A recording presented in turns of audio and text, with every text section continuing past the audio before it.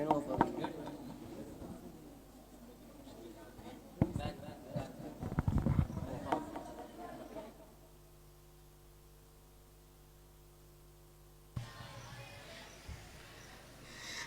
عليكم ورحمة الله تعالى وبركاته. بسم الله الرحمن الرحيم. الحمد لله وحده والصلاة والسلام على من لا نبي بعده وعلى آله وصحبه أبدا أما بعد.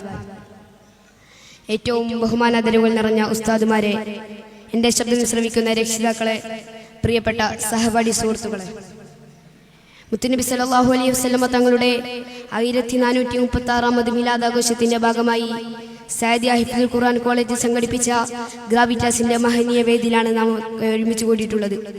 ഇത്തരുണത്തിൽ തിരുനബിയുടെ സ്നേഹലോകം എന്ന വിഷയത്തെ ആസ്പദമാക്കി ഏതാനും ചില കാര്യങ്ങൾ നിങ്ങളുടെ ശ്രദ്ധയിൽപ്പെടുത്താൻ ഞാൻ ആഗ്രഹിക്കുന്നു.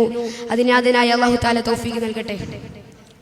പ്രിയമുള്ളവരെ, 6ാം നൂറ്റാണ്ടിൽ അന്ധകാരത്തിൽ അറേബ്യയുടെ തെരുവീതികളിൽ മദ്യവും പെണ്ണും ആഘോഷമാക്കി ലക്ഷ്യബോധമില്ലാതെ സഞ്ചരിച്ചിരുന്ന ഒരു സമൂഹത്തെ അറിവും സംസ്കാരവും നൽകി പരിവർത്തിപ്പിച്ചെടുത്ത വിശ്വഗുരുവാണ് അഷ്റഫുൽ ഖൽഖ് മുഹമ്മദ് മുസ്തഫ.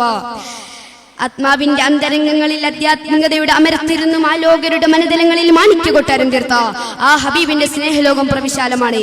തൗഹീദിന്റെ സംസ്ഥാപനമായി നിയോഗിക്കപ്പെടുത്തിയ നബി സല്ലല്ലാഹു അലൈഹി വസല്ലമ തങ്ങൾ ഒരു മനുഷ്യൻ തന്റെ ജനനം മുതൽ മരണം വരെ ആവശ്യമായ സർവ്വതല സ്പർശിയായ ഒരു മാർഗരേഖ വരച്ചു കാണിച്ചാണ് നമ്മിൽ നിന്നും കടന്നുപോയത്. കേവലം 23 വർഷക്കാലം കൊണ്ട്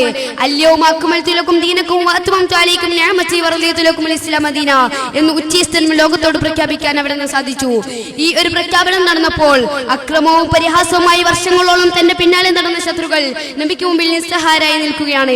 എന്തായിരിക്കും ഞങ്ങൾക്കുള്ള ശിക്ഷയെന്ന് പ്രതീക്ഷിച്ച് ബൈദക്കെതിരായി നിൽക്കുന്നവരോട് അവിടുന്ന് പറഞ്ഞു, അന്തും തുലക്ക, നിങ്ങളോട് പ്രതികാരമില്ല, നിങ്ങൾ സ്വതന്ത്രരാണ്. മുത്തുനബി സല്ലല്ലാഹു അലൈഹി വസല്ലമ തങ്ങൾ ലോകത്തിന് നൽകിയ സ്നേഹ സന്ദേശങ്ങളുടെ തിളക്കമാർന്ന ഒരു ചിന്ത മാത്രമാണിത്. ശത്രുക്കളുടെ പരിഹാസശരങ്ങളിൽ നിന്നും ആശ്വാസത്തിന്റെ തണൽ തേടി തിരുനബി സല്ലല്ലാഹു അലൈഹി വസല്ലമ തങ്ങൾ സ്വന്തം മാതാവിന്റെ ഭൂമിയിലെത്തിയപ്പോൾ സഖീഫ് ഗോത്രത്തിന്റെ ഭാഗത്ത് നിന്ന് ദാരുണമായ ചില സംഭവങ്ങൾ ഉണ്ടായി.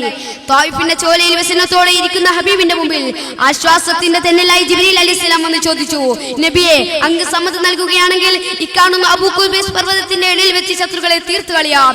കാലിൽ നിന്ന് രക്തമൊലിച്ചിട്ടും ആക്ഷേപങ്ങളേറെ കോരിച്ചൊരിഞ്ഞിട്ടും അവിടുന്ന് പറഞ്ഞ മറുപടി വേണ്ട എന്നായിരുന്നു.